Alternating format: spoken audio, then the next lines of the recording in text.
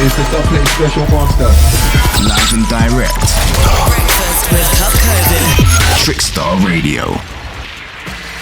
Just coming up to around 8:45 here at Trickstar Radio. We are back inside the building once again as we continue to look through the latest news. And obviously, a discussion I mentioned we're going to be having earlier on today is in and around the concept of Album of the Year. This is an interesting one for me, purely because obviously we stay on top of so much music here on The Breakfast Show. We try to stay on top of as much music as we possibly can.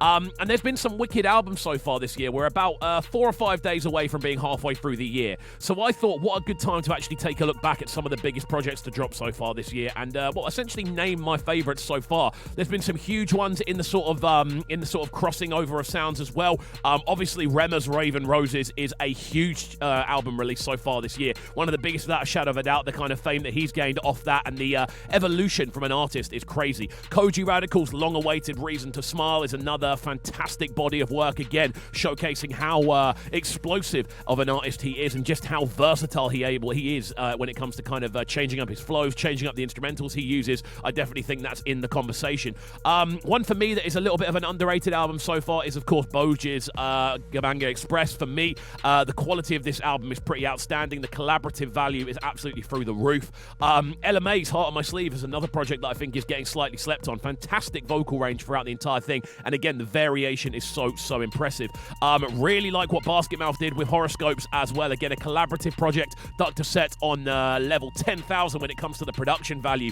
What a wicked project that one is. Shensea's Alpha is in the conversation. Coffee's Gifted. Although for me it was ever so slightly underwhelming, that's just because I hold Coffee in such high regard, and I do definitely think overall it was a very solid body of work.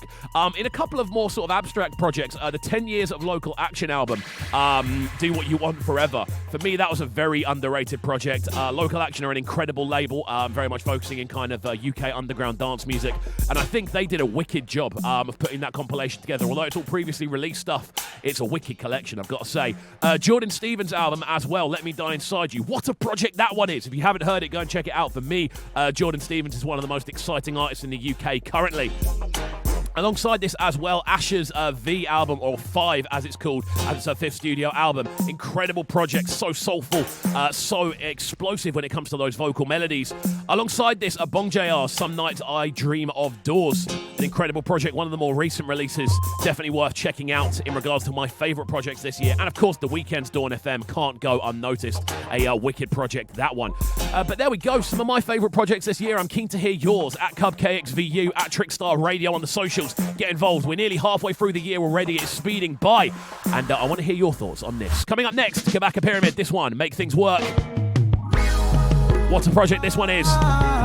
12 minutes to 9 here on Trickstar. Keep it locked and don't go anywhere. It's Thursday morning. The pull-up is around the corner. We've got plenty more flavour on the way. We're in the building till 10. Let's go.